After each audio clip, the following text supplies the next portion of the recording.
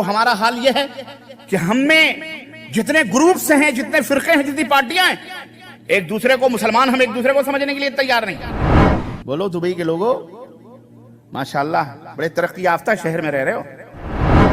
اللہ اکبر، لا الہ الا اللہ وحدہ لا شریک لہ لہ الملک. اور آج تو ایسے بھی ٹیم نکلی ہوئی ہمارے ہندوستان میں، اللہ رحم فرمائے کہ وہ لنگوٹی بھی غائب ہو گئی. نہیں واللہ بتلا رہا ہوں، اور لوگ افسوس ہے واللہ، اللہ اصدق القائلین، اللہ فرماتا ہے اولئک کالانعام بل هم اضل. یہ مشرک جو ہوتا ہے یہ جانور ہوتا ہے، بلکہ جانور سے بھی بدتر ہوتا ہے. لہم قلوب لا یفقہون بہا، دل ہوتا ہے سمجھتے نہیں، آنکھیں ہوتی ہیں دیکھتے نہیں، کان ہوتے ہیں سنتے نہیں، اتنے پاگل ہیں گے. بتوں سے تجھ کو امیدیں، خدا سے نا امیدی.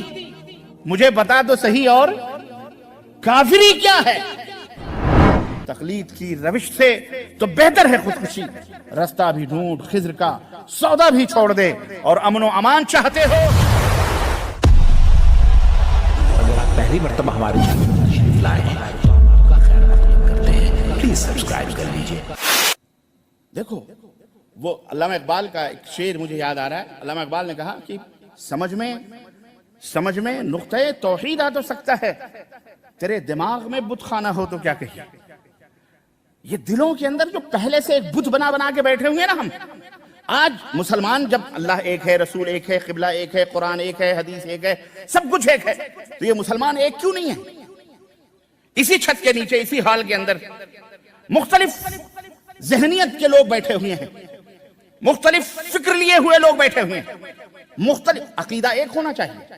اللہ کو ماننے والے سب ہیں، ٹوپیاں پہن کر کے ماشاءاللہ مسلمان بنے ہیں، داڑیاں بھی رکھے ہوئے ہیں. کس کو ہم کہیں یہ مسلمان ہے، کس کو کہیں یہ کافر ہے؟ آج تو ہمارا حال یہ ہے کہ ہم میں جتنے گروپس ہیں، جتنے فرقے ہیں، جتنی پارٹیاں ہیں، ایک دوسرے کو مسلمان ہم ایک دوسرے کو سمجھنے کے لیے تیار نہیں. ایک دوسرے کو مسلمان نہیں سمجھ رہے ہیں. اگر کوئی خوش نصیب اس دنیا کے اندر ہمیں مسلمان سمجھتا ہے تو صرف ایک قوم ہے، وہ ہم سب کو مسلمان سمجھتے ہیں. معلوم ہے کون ہے وہ؟ بولو دبئی کے لوگوں، ماشاءاللہ بڑے ترقی یافتہ شہر میں رہ رہے ہو. کہہ دو روزی روٹی کمانے سے فرصت نہیں ملتی، یہ کون سوچے. صبح اٹھتے ہیں، شام تک ڈیوٹیاں، درہم دینار و درہم.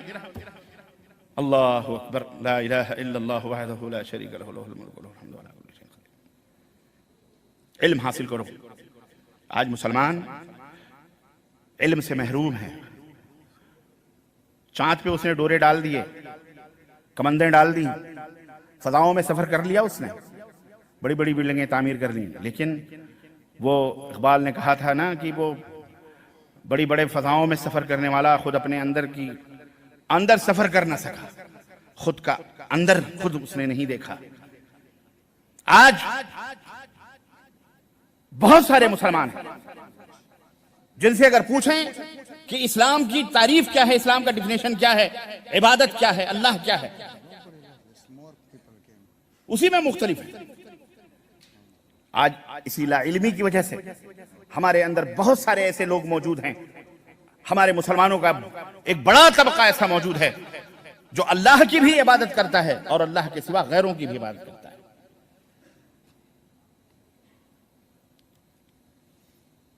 وہ تو الگ ہیں جو اللہ کی عبادت نہیں کرتے، وہ بتوں کی عبادت کرتے، وہ ایک طرف. لیکن یہ دو پہیوں پہ سوار ہیں، دو پٹریوں، دو کشتیوں پہ سوار ہیں.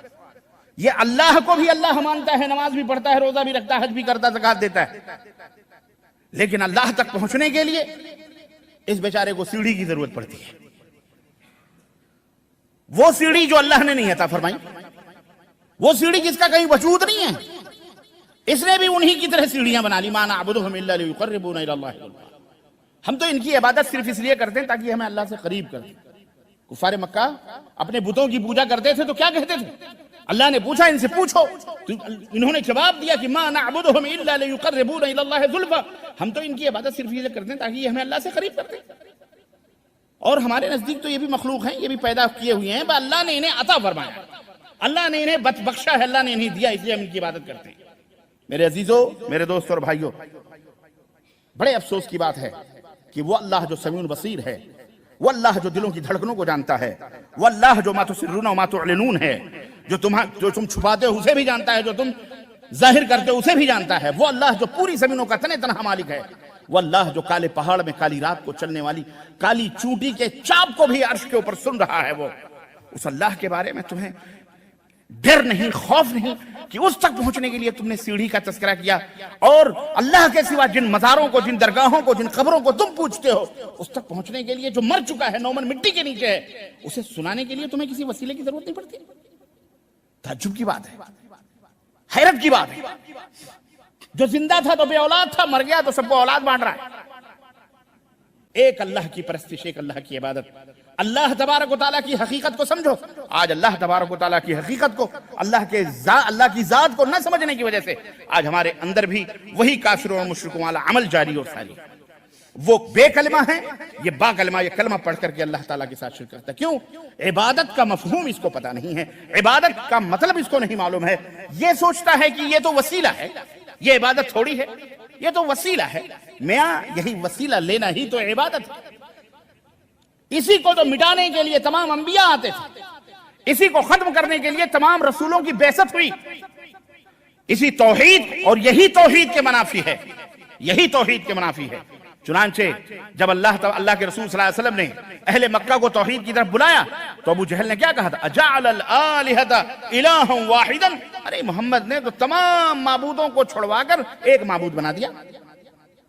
اچھا، وہ لوگ عبادت کیا کرتے تھے؟ وہ ان کو پکارتے تھے، تقرب کا ذریعہ سمجھتے تھے، ما نعبدہم الا لیقربونا الی اللہ زلفی، ہم ان کی عبادت صرف اس لیے کرتے ہیں، ان کو پکارتے ہیں، ان کی نظر و نیاز چڑھاتے ہیں، ان کی قسمیں کھاتے ہیں، ان کے نام کے ذبیحے ذبح کرتے ہیں، یہی عبادت تھی۔ ہم صرف اس لیے کرتے ہیں تاکہ یہ ہمیں اللہ سے قریب کر دیں۔ بڑے گنہگار ہیں، بڑے پاپی ہیں، اب بہت جرم کیا ہے، اللہ سے کیسے جائیں گے مانگنے، ان کو وسیلہ بنائیں گے۔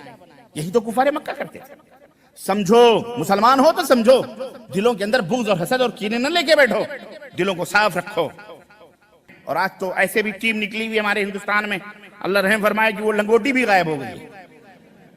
نہیں، واللہ بتلا رہا ہوں، اور لوگ افسوس ہے واللہ، اللہ اصدق القائلین، اللہ فرماتا ہے اولئک کالانعام بل هم اضل، یہ مشرک جو ہوتا ہے یہ جانور ہوتا ہے، بلکہ جانور سے بھی بدتر ہوتا ہے۔ لہم قلوب لا یفقہون بہا، دل ہوتا ہے سمجھتے نہیں، آنکھیں ہوتی ہیں دیکھتے نہیں، کان ہوتے ہیں سنتے نہیں، اتنے پاگل ہیں گے۔ شرمگاہ مردوں کی عورتیں طواف کرتی ہوئی دکھتی، جاؤ واٹس ایپ پہ دیکھو، فیس بک پہ دیکھو۔ آج تو دنیا بہت چھوٹی ہو گئی ہے، ہر ایک کو سمجھنا بہت آسان ہے۔ میرے عزیزوں، میرے بھائیوں، اپنے بھائی کی، اپنے بیٹے کی یا اپنے دوست کی یہ ایک بات یاد رکھنا، اللہ کی قسم بتلا رہا ہوں، ہر وہ عبادت جو حضرت محمد الرسول اللہ صلی اللہ علیہ وسلم کے مہر کے ساتھ ہے، اللہ اسی کو قبول فرمائے گا۔ باقی جملہ جتنی بھی مشقتیں، اسے میں عبادت نہیں کہتا، تمہاری جتنی بھی محنتیں ہیں، اللہ کی قسم اسے اللہ تمہارے منہ پہ مار دے گا، اس کی کوئی حیثیت اللہ کی نہیں ہوگی۔ یہاں 8 رکعت پڑھو، 20 رکعت پڑھو، جیسے ہی رمضان آتا ہے کہتے ہیں سرکش شیاطین بند ہو جاتے ہیں، یہ دنیاوی شیاطین کھل جاتی ہے ذلیل۔ جہاں دیکھو فیس بک پہ، واٹس ایپ پہ، یہ وہ 8-20 ابے پڑھ تو صحیح، پڑھتے ہی نہیں۔ اجی امام حرم 20 پڑھتے ہیں، تم اتنی کیوں پڑھتے ہو؟ بے ماں بھیا، امام حرم اور بھی بہت کچھ کرتے ہیں، آپ کرتے ہو؟ یہ سب حماقتیں۔ رمضان آتا ہے، پھر رمضانی میں یہ کیوں کاکروچ اور یہ سب کھولتے ہو، یہ پوٹلیاں؟ تاکہ شیطان ہیں، یہ شیاطین، تاکہ چاہے کوئی بھی ہو، چاہے وہ 8 پہ بحث کرے یا 9 پہ بحث کرے یا 12 پہ بحث کرے یا 13 یا 20 یا 36 یا 40۔ سنو، اللہ کے رسول صلی اللہ علیہ وسلم فرمایا من قام رمضان ایمانا واحتسابا، ارے ایمان ہی نہیں ہے تو تمہارے قیام کا، سیام کا فائدہ ہی کیا؟ اللہ کے رسول صلی اللہ علیہ وسلم فرماتے ہیں جس نے قیام کیا رات کو رمضان کے مہینے میں ایمان کے ساتھ، پہلے ایمان تو صحیح کرو، ٹارگٹ تو صحیح کرو، ہدف تو صحیح کرو نا، ایمان ہی درست نہیں ہے تو پھر ایسی عبادت کا جو کبھی اقبال نے کہا تھا، جو سر بسجدہ کبھی ہوا تو زمین سے آنے لگی صدا، تیرا دل تو ہے صنم آشنا، تجھے کیا ملے گا نماز؟ پڑھ نماز۔ شیطان کا سب سے بڑا حملہ کسی بھی بندے پر جب ہوتا ہے، کس پر ہوتا ہے؟ اس کی نمازیں چھوڑوا دو, اسے روزے نہ رکھنے دو, نہ. امام ابن قیم رحمۃ اللہ علیہ نے سورہ معوذتین کی سورت جو ہے اس کی تفسیر میں یہ بات لکھی ہے کہ انسان کے جب شیطان حملہ کرتا ہے انسان کے اوپر تو سب سے پہلے اس کے دل پر حملہ کرتا ہے, اس کے دل سے وہ نور ایمان چھینتا ہے, وہ توحید کا جو ہیرا اور جوہر ہے اسے چھین لیتا ہے, اور چھیننے کے بعد میں پھر اسے لگا دیتا ہے اب تو کچھ بھی کر, نماز پڑھ, روزے رکھ, حج کر, کوئی کبھی پوچھنے نہیں آئیں گے. خل وہ بیچارہ پتہ ہی نہیں ہے, اس کو علم نہیں ہے عبادت کیا ہے, وہ اپنے مولویوں سے, ان کے مولاؤں سے جو سیکھا ہے اسی کو عبادت سمجھا ہوا. کوئی تسبیح لے کے گھما رہا ہے, کوئی چینے پڑھ رہا ہے, کوئی چنے پڑھ رہا ہے, کوئی قرآن خوانی کر رہا ہے. میں نہیں کہتا قرآن کر, بھئی عبادت کرنا غلط نہیں ہے, عبادت کرنا کیا ہے, بولو, فرض ہے عبادت کرنا. اب تم کیا کہو گے, رام گوپال سنگھ کے بھی عبادت کو صحیح کہہ لو گے, کیوں عبادت کرتے, وہ بھی صحیح ہے. عبادت صحیح ہے, فرض ہے, لیکن وہ قابل قبول کب ہوگی, جب وہ طریقہ محمد الرسول اللہ صلی اللہ علیہ وسلم سے جڑی ہوگی. اس کے بغیر کوئی عبادت, کوئی روزہ, کوئی حج, تمہاری نیت کتنی بھی خالص کیوں نہ ہو, طریقہ اگر سنت رسول صلی اللہ علیہ وسلم سے الگ ہے, وہ عبادت قابل قبول. یہ کان کھول کر کے سن لو میرے عزیزو, میرے دوستو اور بھائیو, جب آدمی کے دل سے وہ توحید ایمان جب چلا جاتا ہے تو پھر وہ کتنی رکعت پڑھے اسے کوئی فائدہ نہیں ہے, کوئی فائدہ نہیں. تو اللہ کے نبی نے فرمایا ایمان صحیح ہو, ثواب کی نیت سے وہ پڑھے, کہ اللہ کے اوپر بھروسہ ہو کہ اللہ اجر دے گا, تب اللہ کے نبی فرماتے ہیں غفر لہ ما تقدم من ذنبہ, اس کے جتنے بھی پچھلے گناہ ہیں سب اللہ تبارک و تعالیٰ معاف فرما دیتا ہے. سوچیے آپ, غور کیجیے, ورنہ یہ قیام و رکوع سجود سے کیا فائدہ ہے. بتوں سے تجھ کو امیدیں, خدا سے نا امیدی, بتوں سے تجھ کو امیدیں, خدا سے نا امیدی. مجھے بتا تو صحیح اور کافری کیا ہے, مجھے بتا تو صحیح اور کافری کیا ہے. تقلید کی روش سے تو بہتر ہے خودکشی, رستہ بھی ڈھونڈ, خضر کا سودا بھی چھوڑ دے, اور امن و امان چاہتے ہو اے پوری دنیا کے لوگوں, چاہے مسلم ہو یا غیر مسلم ہو, دو ہی کیٹیگریاں ہیں, مسلم یا غیر مسلم. سنو, اگر امان چاہتے ہو تو پھر اس عبادت کے طور طریقے کو صحیح کرو, اللہ سے اس کا رشتہ جوڑو, رسول اللہ صلی اللہ علیہ وسلم کے طریقے کے مطابق کرو. اللہ فرماتا ہے کہ اللہ کے ولی ہو جاؤ گے. قل ان کنتم تحبون اللہ فاتبعونی یحببکم اللہ, میرے نبی کی پیروی کر لو, اللہ کے محبوب بندے بن جاؤ گے, اللہ تم سے خوش ہو جائے گا, اللہ تم سے راضی ہو جائے گا. اور سنو, عبادت کی روح, میں نے کہا تھا لاسٹ میں, عبادت کی روح بھی رضا الہی ہے. یہ جو نمازیں پڑھتے ہو, یہ جو روزے رکھتے ہو, یہ جو حج کرتے ہو, یہ جو عبادات کرتے ہو, ان ساری عبادتوں کی روح اور اس کا خلاصہ اور اس کا مقصد صرف یہ ہے کہ ہمارا رب راضی ہو جائے, ہمارا اللہ راضی ہو جائے. وہ راضی ہو جائے گا, جنت انشاءاللہ مقدر ہوگی انشاءاللہ تعالی. لیکن اگر اسے راضی نہ کر سکے تو پھر یاد رکھو, پھر رکوع و سجود سے کوئی فائدہ نہیں.